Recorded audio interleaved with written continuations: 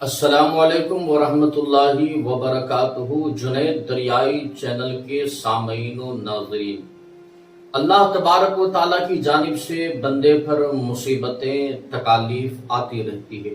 دیکھنا یہ ہے کہ اس وقت بندہ صبر کرتا ہے یا شکوہ اور شکایت کرتا ہے۔ صبر کی کئی قسمیں ہیں۔ اولاً اللہ کی اطاعت پر صبر کرنا، دوسرا اللہ کی حرام کردہ چیزوں پر صبر کرنا، اور تیسری قسم ہے اللہ کی جانب سے آنے والی تکالیف پر صبر کرنا۔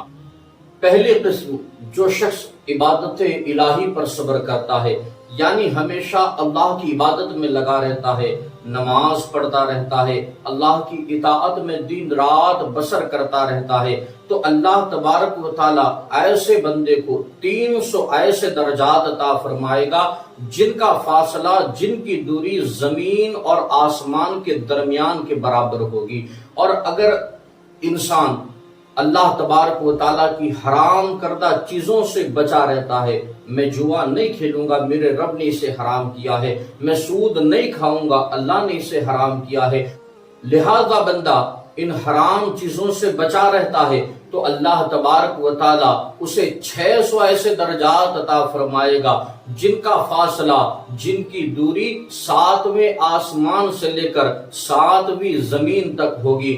اور اگر کوئی ایسا بندہ ہے کہ اللہ اسے تکالیف میں مبتلا کرتا ہے، مصیبتوں میں مبتلا کرتا ہے، پریشانیوں میں مبتلا کرتا ہے، پھر وہ اس پر صبر کا مظاہرہ کرتا ہے، شکوہ اور شکایت اپنی زبان پر نہیں لاتا، تو پھر اللہ تبارک و تعالیٰ ایسے بندے کو 700 ایسے درجات عطا فرمائے گا جن کی دوری تحت الثری سے لے کر عرش معلی تک ہوگی۔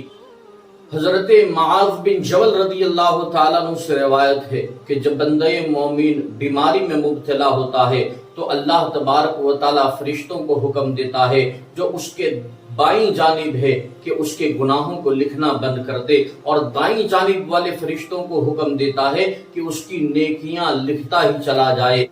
حدیث شریف میں ہے کہ جب بندہ مومن بیمار ہوتا ہے تو اللہ تبارک و تعالیٰ 2 فرشتوں کو اس کے پاس بھیجتا ہے اور کہتا ہے کہ جاؤ میرا بندہ اس حال میں کیا کہتا ہے سن کر آؤ۔ جب اللہ تبارک و تعالیٰ کے بھیجے ہوئے فرشتے اس بیمار کے پاس آتے ہیں تو بیمار اگر یہ کہتا ہے الحمدللہ، تو فرشتے اللہ کی بارگاہ میں چلے جاتے ہیں اور عرض کرتے ہیں یا رب، تو نے اپنے بندے کو بیماری میں مبتلا کیا، لیکن تیرا بندہ نہ شکوہ کرتا ہے نہ شکایت کرتا ہے، اس کی زبان پر تو تیری تعریف ہے، تیری حمد جاری ہے، وہ تو یہی کہتا ہے الحمدللہ۔ تو فرشتوں کو اللہ تبارک و تعالیٰ گواہ بنا کر کہتا ہے اے میرے فرشتوں گواہ ہو جاؤ، اگر میں نے اس بندے کو بیماری سے شفا دینی ہے تو اس سے بہتر میں صحت عطا فرماؤں گا، اور اگر اسی بیماری میں نے اپنے بندے کو موت دے دی تو اسے جنت میں داخلہ عطا فرماؤں گا۔ بنی اسرائیل میں ایک نہایت فاسق اور فاجر بدکار شخص تھا جس کی بدکاریوں کی وجہ سے قوم نے اللہ کی بارگاہ میں دعا کی، اے اللہ تبارک و تعالیٰ اس بدکار شخص سے ہمیں نجات عطا فرما۔ اللہ نے دعا قبول کی، حضرت موسیٰ علیہ السلام کی طرف وحی بھیجی کہ اے موسیٰ فلاں بندے کو قوم سے نکال دو، فلاں بندے کو شہر سے باہر کر دو۔ اللہ تبارک و تعالیٰ کے حکم سے حضرت موسیٰ علیہ السلام نے اس بندے کو شہر سے باہر کر دیا۔ وہ دوسرے شہر میں گیا، لیکن دوسرے شہر والوں نے بدکاریوں کی وجہ سے اسے باہر کر دیا۔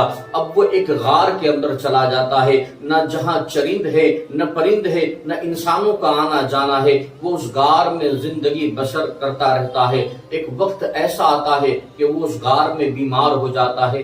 اب وہ اللہ تبارک و تعالیٰ کی بارگاہ میں عاجزی سے التجا کرتا ہے، اے میرے رب، میں یقیناً بدکار ہوں، خطا کار ہوں، سیاہ کار ہوں، میری بدکاریوں کی وجہ سے قوم نے مجھے شہر سے باہر نکال دیا، اس غار میں نے پناہ لے لی۔ اے پروردگار عالم، اب اس بیماری کی عالم میں نہ میری بیوی ساتھ ہے، نہ بچے ساتھ ہیں، نہ میرے والدین ساتھ ہے، میرا کوئی پرسان حال نہیں ہے۔ اللہ تبارک و تعالیٰ کو اس کی عاجزی پر رحم آ جاتا ہے اور اللہ تبارک و تعالیٰ فرشتوں کو اور حوروں کو بھیجتا ہے وہ فرشتے اس کے والدین اور بیوی بچوں کی شکل میں ارد گرد آ جاتے ہیں۔ جب وہ اپنے گھر والوں کو دیکھتا ہے، رشتہ داروں کو دیکھتا ہے تو بڑا خوش ہو جاتا ہے۔ اسی عالم میں اس کی موت آ جاتی ہے۔ اب اللہ تبارک و تعالی حضرت موسیٰ علیہ السلام کی طرف وحی بھیجتا ہے، اے موسیٰ جاؤ فلاں غار میں میرے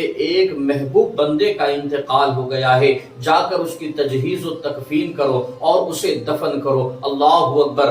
حضرت موسیٰ علیہ السلام اللہ کے حکم سے اس غار میں جاتے ہیں اور دیکھتے ہیں یہ تو وہی شخص ہے کہ جس کی بدکاریوں کی وجہ سے قوم نے اسے نکال دیا تھا۔ اللہ اکبر۔ اللہ کی بارگاہ میں عرض کرتے ہیں، اے پروردگار عالم، یہ تو وہی شخص ہے جو بدکاریوں کی وجہ سے شہر بدر کر دیا گیا تھا، یہ تیرا محبوب بندہ کیسے ہو گیا؟ اللہ تبارک و تعالیٰ کی جانب سے وحی آتی ہے، اے موسیٰ علیہ السلام سنو، یقیناً یہ بدکار تھا، یقیناً یہ خطا کار تھا، یقیناً یہ سیاہ کار تھا، لیکن اس نے عاجزی انکساری کے ساتھ میری بارگاہ میں دعا کی اور اپنے گناہوں سے معافی مانگی، تکالیف پر صبر کیا، بس اس کی جزا کے بدلے میں ہم نے اسے اپنا محبوب بھی بنا لیا ہے، اس کے گناہوں کو معاف بھی کر دیا ہے اور اسے جنت کا حقدار بھی بنا دیا ہے۔ ابن عطا کا قول ہے کہ انسان کا صدق اور کذب، اس کا سچا ہونا اور جھوٹا ہونا مصیبت اور شادمانی خوشحالی کے وقت ظاہر ہوتا ہے۔ اگر وہ خوشحالی کے وقت اللہ کا شکر کرتا ہے اور مصیبت کے وقت اللہ کی بارگاہ میں شکوہ اور شکایت کرتا ہے تو یقیناً وہ جھوٹا ہے۔ اللہ تبارک و تعالی ہم سبھی کو نماز پنجگانہ با جماعت ادا فرمانے کی نیک توفیق عطا فرمائے۔ السلام علیکم ورحمۃ اللہ وبرکاتہ۔